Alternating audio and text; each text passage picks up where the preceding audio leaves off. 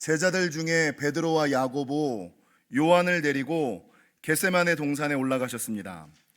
그리고 이 세 명의 제자들에게 말하기를, 내가 지금 고민하고 슬퍼하며 죽게 되었으니 내가 가서 기도하는 동안에 너희는 깨어서 좀 나와 함께 있으라.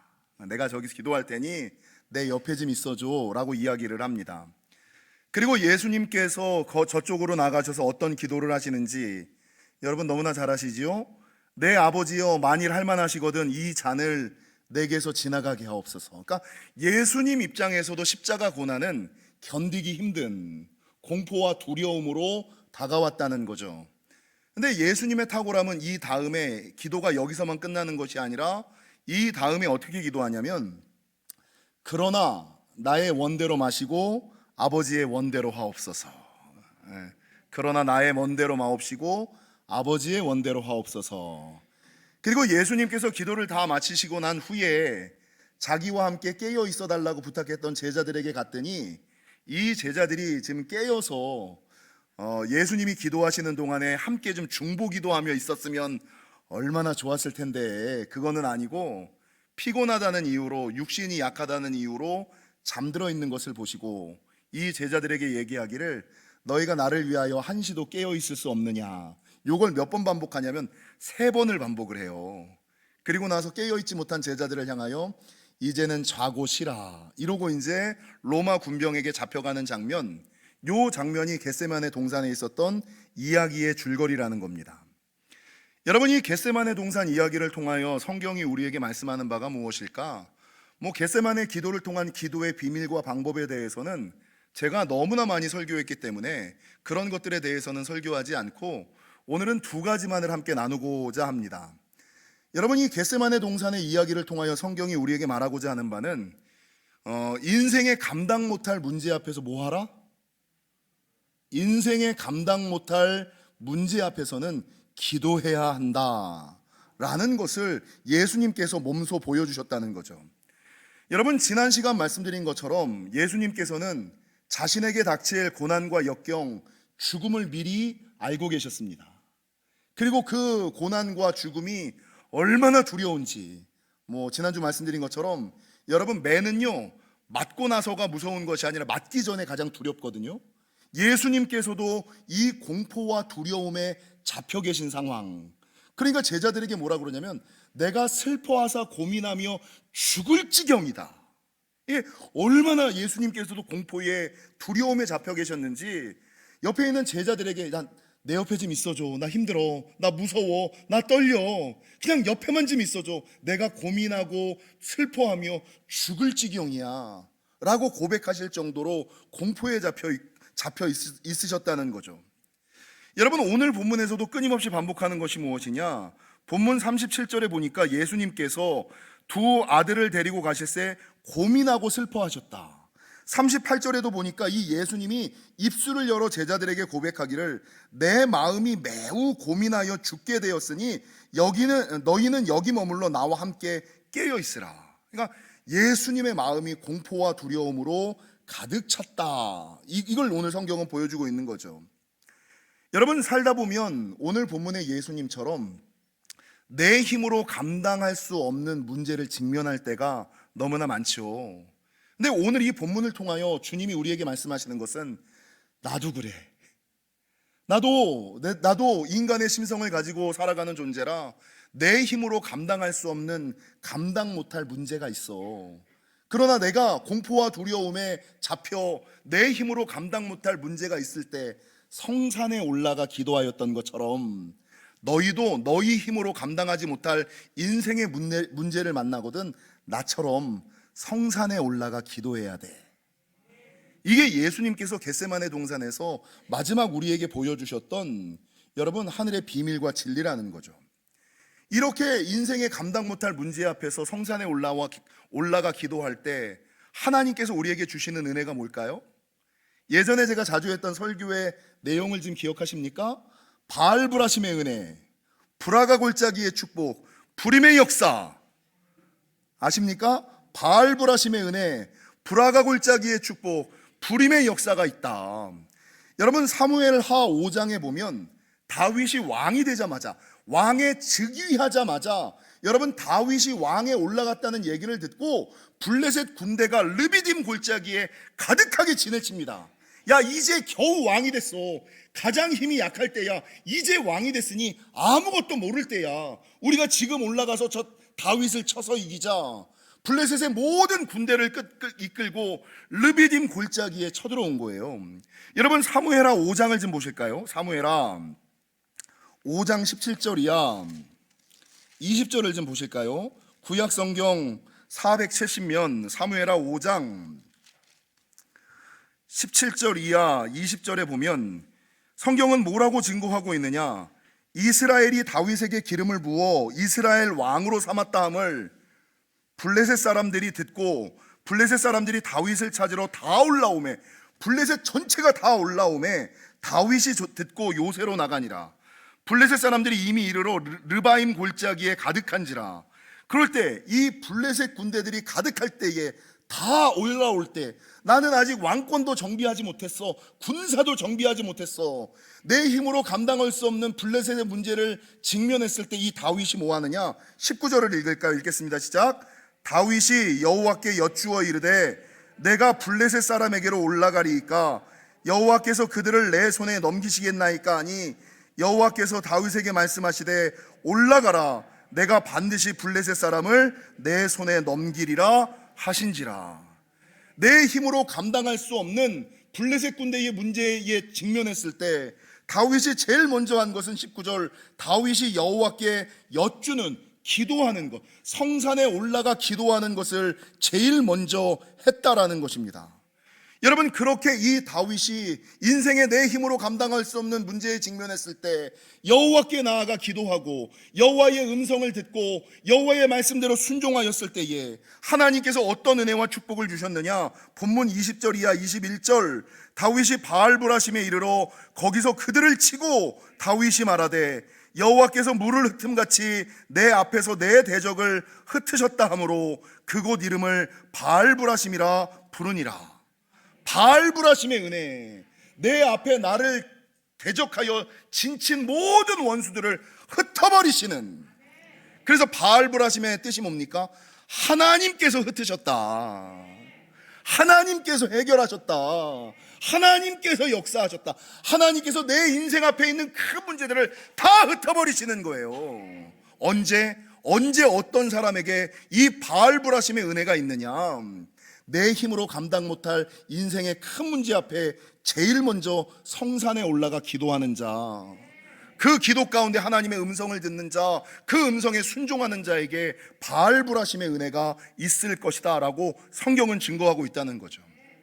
여러분 역대하 20장에 여호사밧 이야기, 브라가 골짜기의 축복도 나오죠. 역대하 20장에는 모압과 암몬, 마온 사람들의 연합군이 이스라엘을 쳐들어옵니다. 그러니까 한 종족도 아니고 모압과 암몬과 마온 연합군, 한 나라도 아닌 세 나라가 연합하여 나를 치러 올라오는 거예요. 여러분 여호사밧이 어떻게 합니까? 역대하 20장 1절에서 4절도 찾아보실까요? 역대하 20장 1절에서 4절을 좀 찾아보시면 구약성경 681면 제가 읽어드리겠습니다. 그 후에 모압 자손과 암몬 자손들이 마온 사람들과 함께 와서 여호사밧을 치고자 한지라.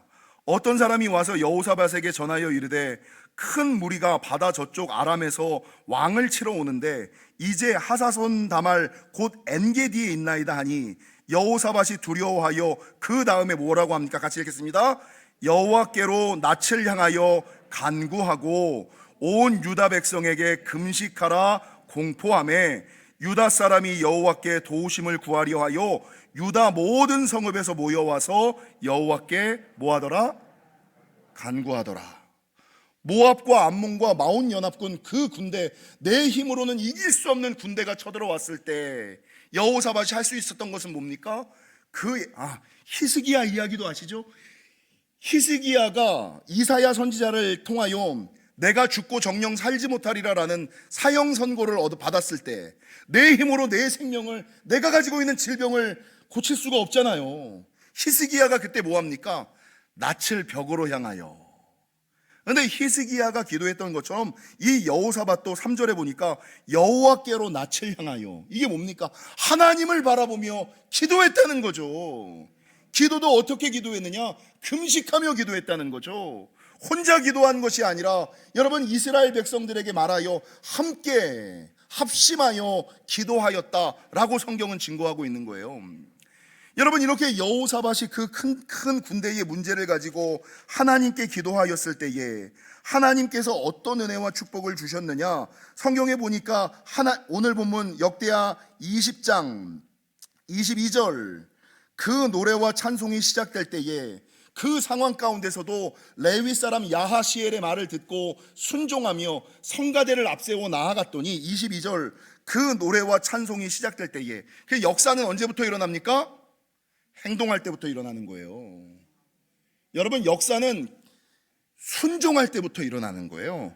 그 노래와 찬송이 시작될 때에 여호와께서 복병을 두어, 이 복병이 뭐냐면 천사를 통하여 유다를 치러 온 암몬 자손과 모압과 세일산 주민들을 치게 하심으로 그들이 패하였으니, 그들이 서로 간에 자중질환 쳐서, 여러분, 자기네들끼리 쳐서 죽이고 도망가서 이 이스라엘 백성들이 그들이 머물렀던 브라가 골짜기에 들어가서 그들이 남겨두고 간 전리품을 며칠을 거둬요? 3일 동안 거둬도 다 거두지 못하는. 그래서 여러분, 인생의 큰 문제 앞에서 나는 그저 기도했더니 하나님께서 천사를 통하여서 문제를 해결해 주실 뿐만 아니라 전리품을 3일 동안이나 거두고 남는 축복을 베풀어 주셨다. 이거를 뭐라 그러냐면 브라가 골짜기의 축복이라 그래요. 바알브라심의 은혜와 브라가 골짜기의 축복. 여러분, 에스더 이야기 너무 잘 아시죠? 이스라엘 백성들의 대적인 하만이 괴계를 써서 이스라엘 민족들을 죽이려고 해요. 왕을 꼬셔서 왕의 어인을 찍어서 이스라엘 사람들을 잡아 죽이려고 할 때, 여러분, 왕의 도장이 찍힌 것을 알면서도 불구하고 모르드게는 왕 앞에 나아가 기도하고 에스더는 죽으면 죽으리이다 라는 마음으로 금식하며 기도하고 왕 앞으로 나아갔을 때 하나님께서 그 왕에게 은혜를 베푸사 이 결정되어져 있는 문제를 바꿔주시는 역전의 은혜, 원수 갚는 축복, 이걸 뭐라 그래요? 불임의 역사. 원수를 갚아주시는 은혜, 역전시켜주는 축복, 이걸 불임의 역사라고 말씀하고 있지 않습니까? 사랑하는 성도 여러분, 제가 이 겟세마네 동산의 기도의 이야기를 보면서, 야, 우리 예수님도 자기가 감당하기 힘들고 어려운 문제 앞에서 성산에 올라가 기도하셨는데, 우리도 내 힘으로 감당 못할 인생의 문제에 직면했을 때 예수님처럼 성산에 올라가 기도하는, 그리고 그렇게 인생의 큰 문제 앞에서 먼저 하나님 바라보고 기도하는 자에게 하나님께서 주시는 은혜와 축복이, 하나님께서 그 문제를 흩으시는 바알브라심의 은혜, 브라가 골짜기의 축복, 불임의 역사를 주심을 기억하시고, 여러분, 습관적으로 성경에 보면 예수님께서 습관적으로 이 겟세마네 동산에 올라가서 기도하셨거든요. 그러니까 평상시에 기도하는 습관이 되어 있는 사람들만이 위기의 순간에 성산에 올라가 기도할 수 있음을 기억하시고, 기도하심으로 바알브라심의 은혜, 브라가 골짜기의 축복, 불임의 역사를 경험하시는 저와 여러분이 되시기를 주님의 이름으로 간절히 축원합니다. 두 번째, 오늘 설교가 너무 빠른데 두 번째, 겟세마네 동산 이야기를 통해서 성경이 우리에게 주고자 하는 또 다른 음성은 무엇이냐? 우리 옆 사람이랑 인사하겠습니다. 옆에만 있어도 든든한 사람이 됩시다. 예수님께서는 제자들이 많았어요. 예수님을 따르는 무리들이 많았어요. 근데 오늘 본문에 보면 예수님께서 제자들을 데리고 나머지 제자들은 저쪽에 앉아있으라고 그러고 3명만을 데리고 올라가요. 겟세마네 동산에 베드로, 야고보, 요한을 데리고 올라가요. 이 사람이 옆에 있는 것만으로 든든한 거야. 근데 이 사람에게 뭘 부탁하냐면, 야, 내가 기도하는 동안에 너희가 지금 깨어 있어라. 내 옆에 지금 함께 있어줘. 근데 이왕이면 기도하고 있으면, 중보하고 있으면, 예수님 좀 지키고 있으면 참 좋을 텐데, 예수님께서 그 힘들고 어려운 순간에 내 옆에 좀 있어줘. 나를 위해서 좀 깨어 있어줘 라고 얘기했음에도 불구하고 이 제자들은 육신이 약하다는 이유로, 피곤하다는 핑계로 아이고 참 자잖아요. 이 제자들의 모습을 보면서 나도 그럴 수 있겠다. 여러분, 예수님께서 자기가 고난당할 것을 이미 3번에 걸쳐서 예언하시고 예고하셨거든요. 마지막 만찬의 자리에서 자기가 고난당해 십자가에 죽을 것을 미리 말씀하셨거든요. 예수님께서 자기의 아픔을, 자기의 입장을, 자기의 슬픔을 그냥 이거 해결해 달라는 것이 아니라 그냥 들어달라고, 같이 아파달라고, 함께만 있어달라고 그렇게 얘기를 하는데 제자들의 반응은 뭐예요? 그 마지막 만찬 자리에서 가룟 유다는 예수 팔아 자기 주머니 채울 생각만 하고, 베드로랑 제자들 요한과 이 사람들은 네가 높니? 하나님 나라가 오면 네가 높은 자리에 앉을래? 내가 높은 자리에 앉을래? 이딴 생각이나 하고, 그래도 베드로, 야고보, 요한은 다르겠지 라는 생각에 예수님께서 이 3명을 데리고 겟세마네에 올라가 특별하게 부탁하지. 내가 슬퍼하며 고민하사 죽게 되었다. 좀 내 옆에 좀 있어줘. 깨어만 있어줘. 그렇게 몇 번에 걸쳐서 말씀했음에도 불구하고 그 믿음 좋다는 베드로도, 그 믿음 좋다는 야고보와 요한도 예수님의 말씀을 이해하지 못하고 세상 말로 뭐해요? 자고 있는 거야 그냥. 아유 진짜. 나도 그럴 수 있겠다. 우리 사람은요 자기 입장만 생각하지, 자기 입장, 자기 생각만 생각하지 예수님의 입장, 예수님의 형편은 따지지 않는, 베드로의 모습이 내 모습이고 야고보와 요한의 모습이 내 모습일 수도 있겠다라는 생각을 했다는 거죠. 여러분, 제가 이 말씀을 준비하다가 김기자 시인의 동시를 하나 발견했어요. 김기자 시인의 동시. 근데 이 김기자 시인의 시의 이름이 뭐냐면 옆에만 있어줘. 옆에만 있어줘라는 시거든요. 옆에만 있어줘. 근데 이 옆에만 있어줘라는 시를 읽어드리는데 이 시의 내용을 좀 아셨으면 좋겠어요. 여러분, 숫자들이 모여가지고 누군가를 도우려고 하는 모임을 해요. 우리가 가지고 있는 것을 누군가를 좀 돕자, 이런 내용이에요. 그래서 숫자 0은 배운 거 없는 사람, 가진 거 없는 사람, 보잘것 없는 존재에게 0, 아무것도 없는 존재 0. 이걸 숫자 0으로 비유해서 우리가 어떻게 하면 누군가에게 나누고 베풀고 도움이 될까를 논의하고 회의하는, 그거를 이제 동시로 이렇게 표현한 거예요. 여러분, 그 시를 좀 읽어드리면 이거 아주 재밌어요. 김기자, 옆에만 있어줘. 우리도 조금씩 모아 돕기 운동을 하자 숫자들이 모여서 의논을 하였습니다. 우리도 조금씩 모아 돕기 운동을 하자 숫자들이 모여서 의논을 하였습니다. 그래 1, 2, 3, 4 모두가 가진 걸 조금씩 내놓았습니다. 1도 1만큼 내놓고, 2는 2만큼 내놓고, 3은 3만큼 내놓고, 4는 4만큼 내놓고 자기가 가진 것을 조금씩 내어놓았습니다. 근데 끝자리에 앉아있던 0이 말했습니다. 미안해, 난 가진 게 아무것도 없어. 1은 1만큼 가지고, 2는 2만큼 가지고, 3은 3만큼 가지고, 4는 4만큼 가지고 있으니 가지고 있는 만큼 내놓을 수 있는데 0은 가진 게 없잖아. 0이잖아 0. 나는 가진 게 없어 라고 0이 말했습니다. 그러자 친구들이 말했습니다. 너 옆에만 있어줘. 너는 옆에만 있어줘. 여러분, 1 옆에 0이 붙으면 몇이 됩니까? 2 옆에 0이 붙으면 몇이 됩니까? 0 자체는 아무것도 아니에요. 0 자체는 아무것도 아닌데 1 옆에 가만히 있으면 1이 10이 되고, 2 옆에 0이 있으면 20이 되고, 30 옆에 0이 있으면 30이 되고, 4 옆에 0이 있으면 40이 되는. 그러자 친구들이 말했습니다. 너 옆에만 있어줘. 그럼 10, 20, 30 우리가 얼마나 힘이 커지는데. 제가 이 시를 읽으면서 예수님은 우리에게 영과 같은 존재다. 예수님이 우리를 위해서, 우리가 예수님을 본 적이 있어요? 뭘 한 적이 있어요? 근데 예수님이 옆에 계시는 것만으로 우리는 힘을 얻고 위로를 얻고 능력을 얻고 평안을 얻고, 그런데 나는 과연 예수님에게 영일까? 나는 예수님에게 영과 같은 존재일까? 그리고 예수님이 허락한 내 주변의 사람들에게 영과 같은 존재일까? 옆에만 있어도 든든한 존재, 옆에만 있어도 힘이 되는 존재, 옆에만 있어도 돋보이는 나는 가진 거 아무것도 없지만, 내가 그 사람을 위해서 특별하게 해주는 것은 없지만, 할 수 있는 것은 없지만, 예수님께서 그 힘들고 어려울 때 내가 고민하며 슬퍼하사 죽게 되었노라 너희가 나와 함께 깨어 있어줘. 그냥 여러분, 교회는요, 하나님 나라는 교회 와서 뭐 특별한 거 하려고 하시면 안 돼요. 하시면 좋지. 자기가 가지고 있는 은사와 달란트대로 하나님의 일을 하면 좋지. 그러나 할 거 없어도 그냥 교회에 붙어 있는 거예요.